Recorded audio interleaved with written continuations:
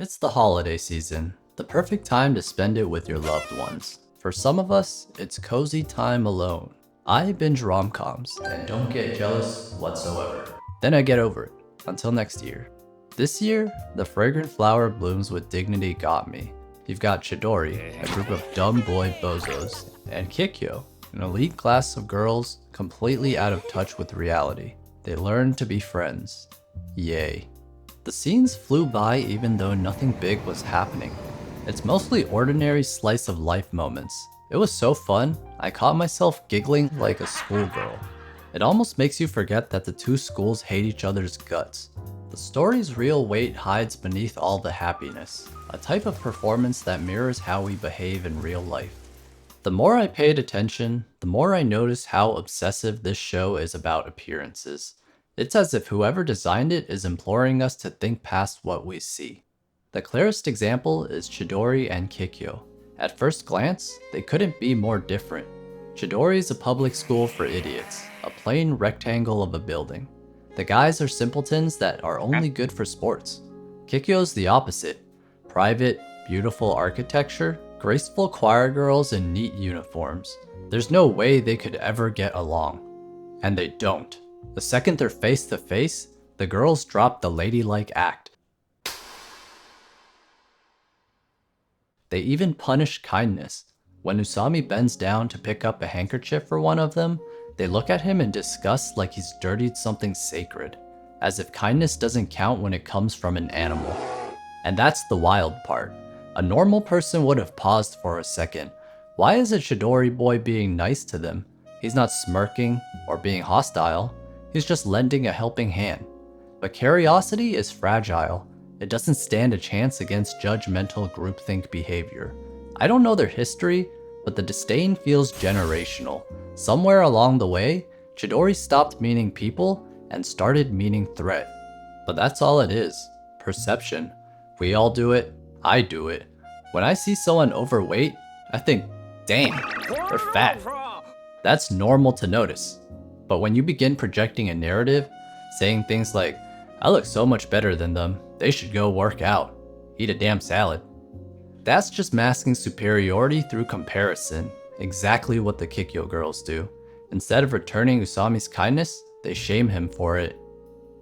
Hate does that. It's fast, it's easy, and it keeps you in control of the story. Even Usami, one of the most honest guys in the show, gets poisoned by it. He takes it out on Waggery by giving her a stinky attitude just for existing. Hate resolves nothing. It spreads, makes everyone smaller. Unless that's your kink, then by all means. But it might help to ask why you think those things in the first place. The worst part is, hate hands power to who's loudest. There's a lot of loud people on this noisy planet. The internet gives us so much access to endless opinions, and naturally, the truth gets distorted. People are free to express themselves, but when it becomes self-serving, connection turns into competition. Isn't social media supposed to be used for connection? It doesn't seem like it. People would rather win than understand. They're just advanced hate clubs disguised as virtue. That son of a bitch! Bonding through shared negativity is a perfect example. A group gasses each other up over one collective sentiment, and anything outside that circle becomes wrong by default. That's the dynamic between Kikyo and Chidori. Both sides just accept that they're enemies without questioning it, which is unrealistic. These are same-gender schools. They should be horny as hell. For connection, of course. People are simple like that. We want to do and hear things that make us feel good. You can hear it in how we praise the right things. Grades, looks, money. It's an endless chase of accolades meant to define your worth.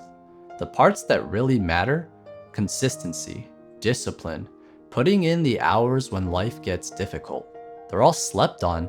We end up training each other on status instead of substance. The more we live that way, the more we lose sight of ourselves. We start fearing other people's expectations more than realizing our own desires. Like Subaru, once bullied, now overprotective of her friend. She warns Rintaro to stay away from Waggery or she'll lose her scholarship. But it's not about care, it's fear. Subaru's been hurt before, so she doesn't trust guys. She hides her pain under the pretense of protection. Fear is powerful. It convinces you you're right even when you're just afraid. It closes your heart and makes interactions feel like danger. So Subaru lashes out instead of healing. なら、もう二度とカオル子に関わらないでくれるかしら。Saku defends Rintaro by insulting her back, mocking her looks and her status. The cycle repeats. Everyone's acting out of fear, thinking they're in the right. And what's Rintaro supposed to do? Ignore his own desire for love to appease Subaru's insecurities? Go against his friends who defended him? The answer feels obvious from the outside. Just stop fighting, right? But fear doesn't work that way. When people are scared, they don't back down, they double down. It's disappointing because it's understandable. We form tribes to belong, but when belonging depends on who we exclude, we've already traded connection for control. No one wants to be the first to step out of the tribe, even if the tribe is wrong, even if the tribe is hurting someone. That's the uncomfortable part. Everyone thinks they're protecting themselves, but they're really just protecting their own fear.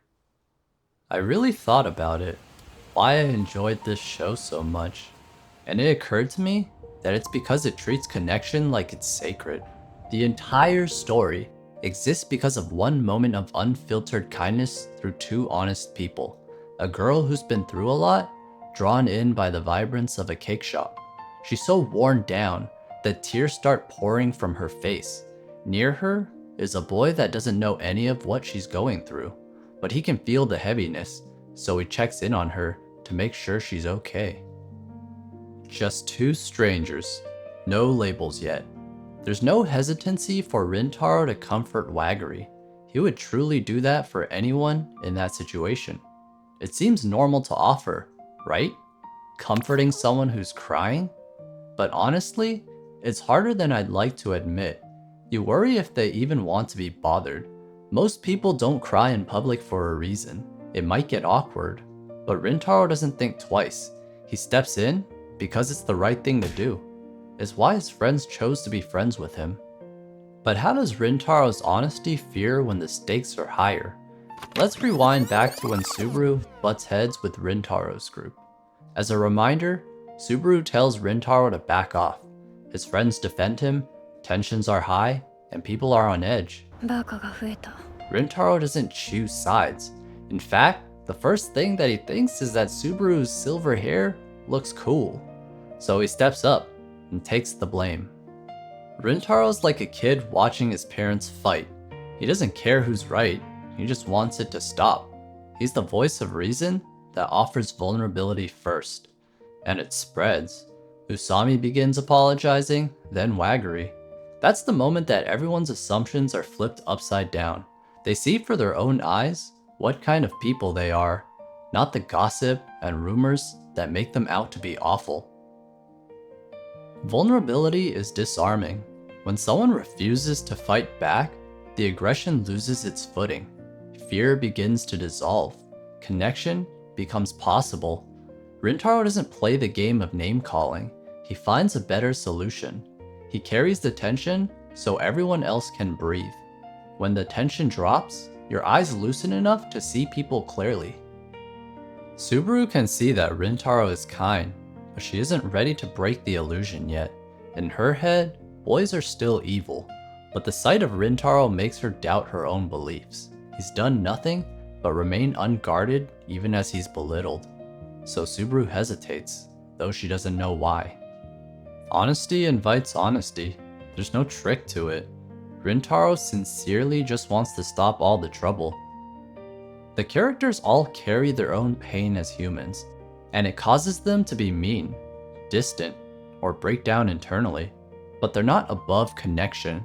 They learn to shove their egos in service of others. It really is that simple. Assumptions are just that, assumptions. They begin to fade when the two groups start from square one. They share laughter over food, study together, and slowly get to know each other better. They're just regular people that learn to get along despite their differences. People are pretty cool. when they're not all pushing their own agendas onto each other. Why don't we make fun of old people? They have wrinkly skin, thinning hair, and bad knees. For one, we'd be the one with broken knees if we said that out loud. But we know why they look like that. They're old. Crazy, right? When you understand the why, you realize how silly our conclusions often are. Yet we judge people all the time for the smallest things. The clothes they wear, the car they own, how they talk and walk. Isn't that exhausting? What are they actually doing that hurts anyone? Judgment dehumanizes, it's reflexive to do. I still catch myself unfairly doing it. And for what? I'm just being an asshole and stopping myself from true connection.